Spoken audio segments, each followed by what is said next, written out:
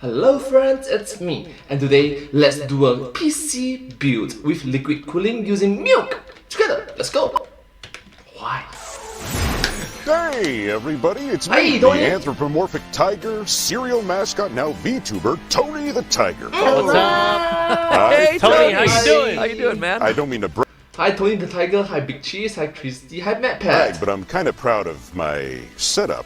It looks incredible, Tony. It's amazing. What sort of setup is that? Is it water cooled? Well, not exactly. Or are you using some sort of like a white Air cooling? cryofuel coolant in there? This is my brand new state-of-the-art milk-cooled PC, custom built for all my Tony games. Excuse me?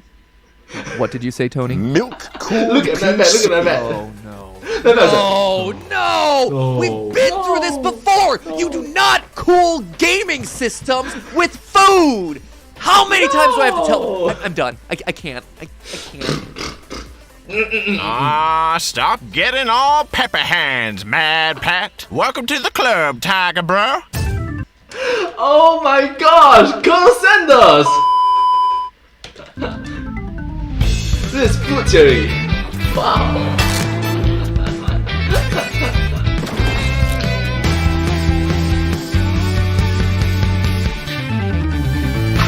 Hello, Internet! Welcome to Food Theory, the show Hello Internet, welcome to Food Theory. Hi.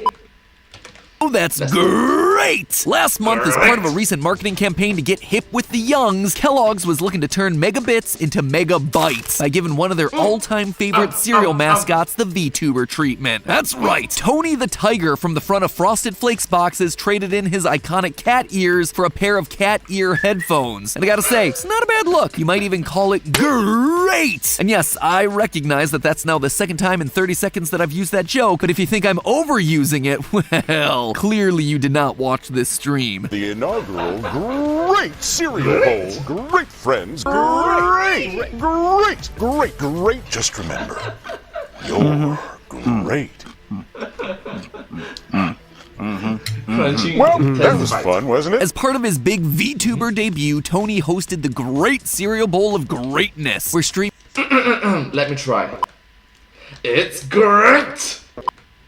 streamers Chrissy Official, Gold Glove, Big Cheese, and surprise guest Cleo Thomas went head-to-head competing in Fall Guys to earn their stripes, as well as... A very real, very tangible trophy. Let me just say, when you have to specifically call out the real tangibility of your trophy, I kinda start to doubt that it's actually there. Anyway, missing trophy aside, the stream went largely how you'd expect a branded stream to go. Everyone Yes, on Twitch platform. was very upbeat and positive. Chat was polled about their favorite era of Tony the Tiger. There was cereal tasting. And of course, the essential to every stream, the part where the animated VTuber cereal mascot dropped some very deep value judgments about the state of the world. Only a few things are high quality enough to earn a great, like Frosted Flakes. If everything was great, then nothing would be great. Tony lowers his standards for no one. Also, gotta admit, my favorite bit had to be near the end where Chrissy, just to fill an awkward silence, asks Tony what type of a gamer he is, and it completely crashes his system. So with the pause, does that make you mouse and keyboard or a controller gamer? Oh, come on, PC. You lost him. You can just see the marketing team behind the computer scrambling to figure out what the brand safe cool kid answer to this is. Obviously, guys, it's PC Master Race. And by PC, I mean politically correct. Now, Well, technically PC is politically correct.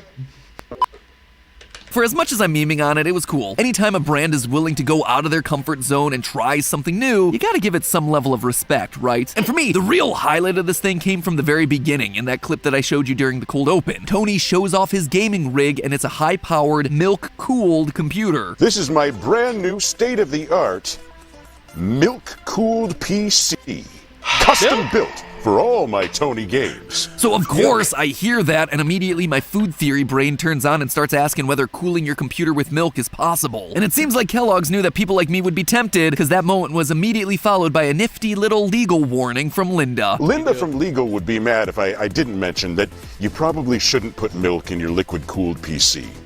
Yeah, you shouldn't. You probably shouldn't. That is for tigers only. Milk-cooled PCs are only for tigers, huh, Tony? But I want to be a tiger. I want to be great, too! So today we're looking at the plausibility of a milk-cooled gaming rig. Seems like a terrible idea, but just how bad are we talking here? We've been Seems like a bad idea, but, how bad can it be? down this road before, and I've been shocked by the results. Over on Game Theory, we looked into the possibility of a KFC fried chicken-cooled gaming console, and we found that it would work better than expected, so hey, who knows? Maybe I'll be surprised by milk. So today we're throwing Linda's legal advice out the window. Milk may do a body good, but can it do a GPU good? Could milk, the literal poster child for needed refrigeration, actually be used to cool your computer? Or will our computers be left saying, "It's so damn hot. Milk was a bad choice." Now, before the theory can start heating up, we first need to discuss why computers need to be cooled down in the first place. Computers use electricity, obviously, and they work by changing the state of teeny tiny transistors that exist in the processor. To change the state of those transistors, the voltage either needs to be increased or decreased. All circuits have some amount of electrical resistance, so when electricity flows through the gates in a computer, it's gonna generate some small amount of heat loss. But because we're talking about billions of small transistors all crammed into there, all operating at the same time, small losses of heat are gonna collectively build into a hot computer. And when you're talking about high-powered PCs playing graphically intense games, well, the number and speed of the calculations that the computer is gonna have to run are astronomical. Yes, especially when you are a professional gamer, it's highly intensive. As an example, the AMD Ryzen Threadripper 3990X, one of the highest-end microprocessors from Look at the editor, it's like, oh my gosh, one! a few years ago, was reportedly able to run over 2 million instructions per second. Now, admittedly, all of this is a large simplification to how it all works, but basically it all boils down to lots of computing power requires lots of electrical transistors. The more you have and the harder you work them, the more heat you're gonna get. So, for the computer to function properly, that heat needs to be dispersed out into the surrounding environment. The most common way of doing that sort of thing? Fans. Simple. Blow cool air over the hot area so it dissipates. But when If I'm not wrong, there is 3 types that is being used quite commonly. One type is air-cooled, other one is liquid-cooled, the other one is cryo, I guess? once you start talking about stronger computers that generate more heat, fans may no longer be the most efficient solution. That's why manufacturers created a process called liquid cooling, where heat from a computer is absorbed by what's known as a water block. A water block is a piece of metal like copper or aluminum that's good at absorbing heat. The bottom of the water block sits directly on top of a chip that's being cooled, which allows the heat to transfer up into it. Thermal paste between the chip and the block also helps to improve the heat transfer. The block is then filled with hollow tubes and channels that liquid coolant runs through. Most often, the coolant is water, but in our case, it's gonna be milk. Whatever liquid you're talking about, it's gonna absorb the heat, and then it's gonna go through a series of tubes to a radiator where a fan's gonna then cool the whole thing off. Seriously feels like we're inching closer and closer to computer brands just cooling PCs by dumping them in buckets of liquid. Oh wait, Microsoft is already doing that. I see these pictures and I definitely understand the concept, but it also makes every bone in my body scream no. Also, and I need to mention this because people tend to have very strong opinions about computer stuff, I'm not saying liquid cooling necessarily works better or worse for any given system. My friend Linus over at LinusTechTipsBe has done— Oh my gosh, LinusTechTips! Oh my gosh, what will LinusTechTips actually say? What will he say? Hopefully he watches this video some though. very in-depth episodes looking at the comparative effectiveness of various cooling methods for high-powered desktop setups, only to find that they seem to overhype and under-deliver. So I recommend that you watch those videos if you're curious about whether or not to shoot ice water through your expensive electronic. Me? Yeah, very, very expensive. Like we're talking about thousands or even tens of thousands of dollars of gears involved. So, yep, a lot of expensive stuff. My preference is air cooling because air is practically everywhere, and water cooling, right? A lot of things can go wrong. Murphy's law, things that can go wrong will go wrong. I'm just the Food Channel guy who sits here and says, milk and computer go brrrr So with all of that out of the way, how does milk possibly fare as a coolant? According to computer brand Corsair, a good coolant needs to meet these 3 requirements. It needs to efficiently transport heat from water blocks to the radiators, it shouldn't chemically react with other components in the loop, and of course, it should match the aesthetic of your finished system. So let's look at the requirements one at a time. The last one, easy 10 out of 10 for Tony. He might be rocking that neon streamer vibe, but he's always been a cereal boy at heart. On to criteria 2, milk's ability to transport heat. When talking about liquid cooling, the number we're looking for is a substance's thermal conductivity, which basically means its ability to transfer or conduct heat. Water actually has an excellent thermal conductivity for exactly this purpose, 0.598 watts per meter Kelvin. That's the number of watts conducted per meter thickness of the material per degree of temperature difference between one side and the other, hence that really wacky unit of measure there. Anyway, what that number basically amounts to is that water is able to absorb a lot of heat before its temperature changes, which is exactly what you want for a coolant. That's often why water is used as the main point of comparison among PC coolants. And as we learned about in our KFC episode, fried chicken would actually be a decent coolant as well, since the high water content of the meat would be able to take in a lot of heat, amounting to Yeah, apparently it works. about 88% the effectiveness of water. So where does that leave milk? According to the Journal of Dairy Science, the thermal conductivity of whole milk ranges from 0.53 to 0.613, and skim milk may be slightly better, ranging from 0.527 to 0.622 watts per meter Kelvin. In other words, their testing found that milk was right at the level of water, or perhaps even better. I was a bit skeptical, so I kept looking for scientific papers, only to find the same results again. Research from the Federal University of Lavros found basically the same thing. Over and over, the papers I read kept saying that milk was right at the conductivity of water, if not better, which both is and isn't surprising when you actually stop to think about the science of this whole thing. It's weird to think of milk being pumped through a computer system and working effectively as a coolant, but then again, milk is basically 88% water anyway, so the results largely track. In fact, we have actual real-world examples of this exact scenario coming from fellow YouTuber J2Cents. Back in Hi J2Cents. Hi.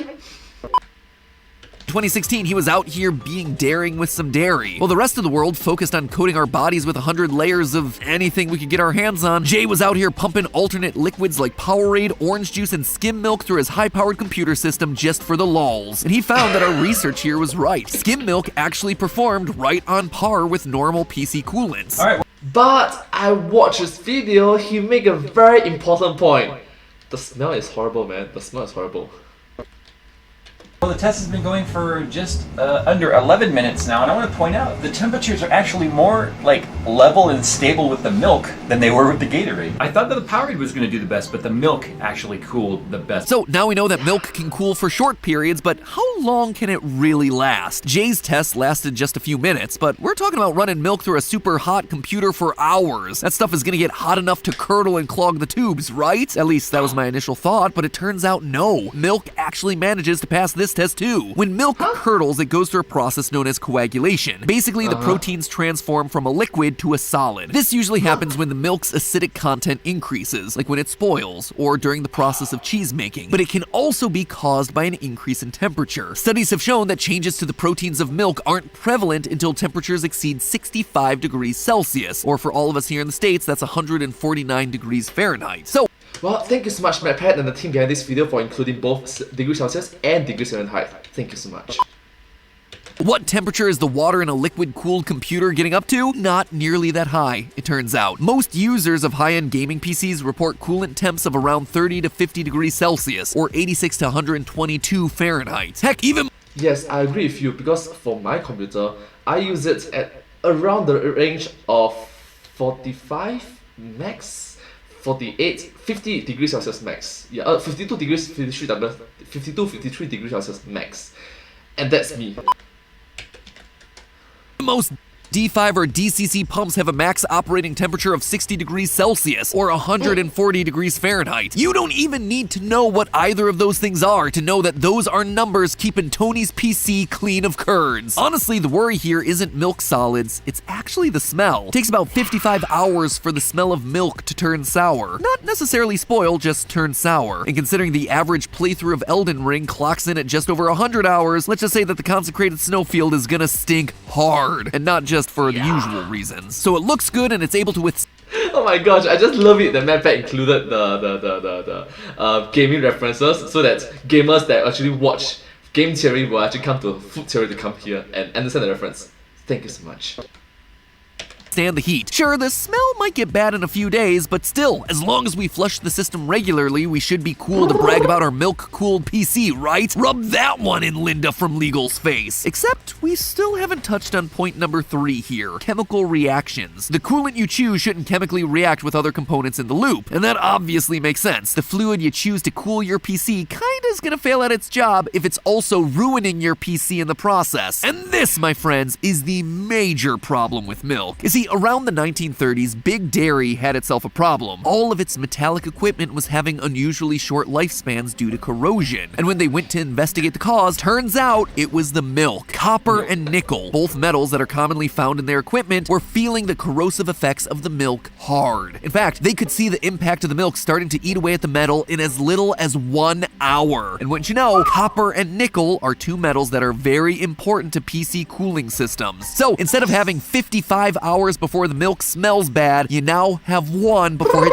trashes your computer. And by letting it sit in there, over time that corrosion is not only going to affect performance, but in the case of milk, it's also going to serve as an excellent breeding ground for bacteria. Bacteria like biofilms, layers of bacteria that not only attach to the surface of an object, but also to the bacteria around them. One example of biofilms that I'm sure we're all pretty familiar with is dental plaque. Not really the sort of stuff that you want floating around your PC. I mean, I've seen a lot of repair shops calling themselves computer doctors, but not a whole lot of computer dentists around. Unfortunately for Tony, biofilms aren't just slimy situations, but also sticky ones. Thanks to their special shell, the bacteria inside biofilms are almost impossible to chemically eliminate, making them notoriously hard to get rid of. If not properly eliminated, the biofilm will start to affect the system's heat transfer capabilities and even grow large enough to block flow of the tubing. And this isn't a hypothetical situation either. This is the sort of thing that real-world water treatment facilities are constantly having to deal with. This wouldn't just send Tony's computer temps skyrocketing, it would also send his VTuber career crashing down. So how long before Tony's VTuber career ages like, well, milk? When it comes to biofilms, they've been known to form in milk in as little as 8 hours. Thanks to the press release published by Yahoo, we know that Tony's PC was filled 3 days prior. So wouldn't Tony's PC have already been experiencing issues? Well, what if I told you that it was, and we can see it on stream? Don't you think it was a little weird that for the whole hour-and-a-half stream dedicated to Tony's foray into the world of VTubing, he was only present for 45 minutes? What about how the whole time it felt like Tony and the streamers were making excuses for why Tony couldn't play games, even though the press release outright said that Tony was going head-to-head against the streamers? He even brought in a last-minute sub with his guest Cleo Thomas. Because this is my tournament, it wouldn't be fair if I was to compete against you, so I figured Cleo could come in and step in for me here. So it's definitely not an excuse.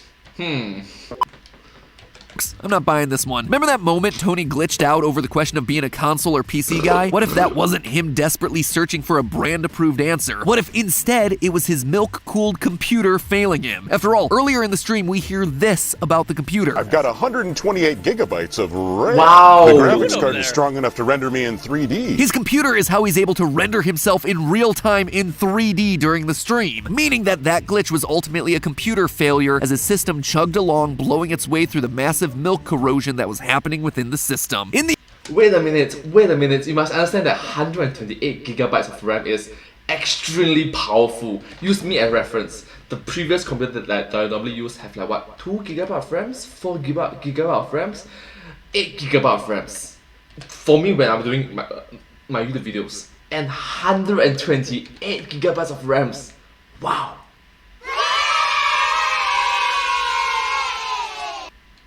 Wow.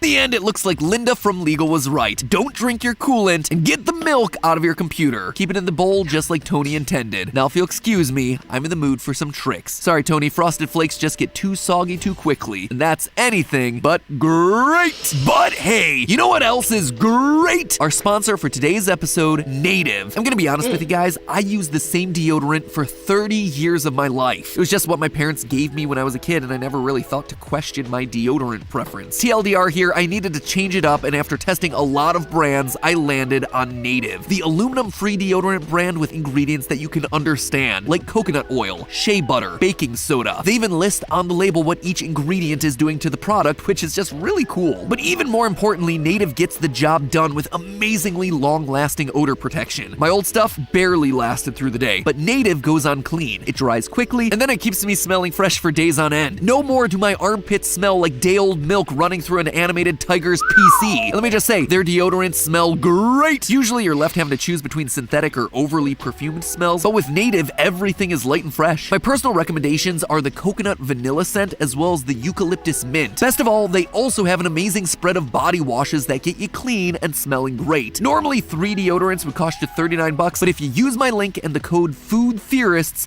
FOODTHEORISTS, you'll get them for over 33% off. That's just $26. Plus, with my code, you can also get 20% off any body wash or toothpaste. So if you're looking to treat your body well or just change up your personal hygiene, I highly recommend you consider Native. Link is in the description, and make sure you use the code FOODTheorists at checkout for a discount. Now, I gotta go. It's enough talk about my armpits. I'll see you all next week. Okay, thank you so much for watching this video. I hope you find this video quite interesting to watch. Well, Tony Tiger, DTubing, and Twitch. But hey, that's just a theory. A food theory. Bon appetit. And I hope to see you all in my next video. Please subscribe. Thank you.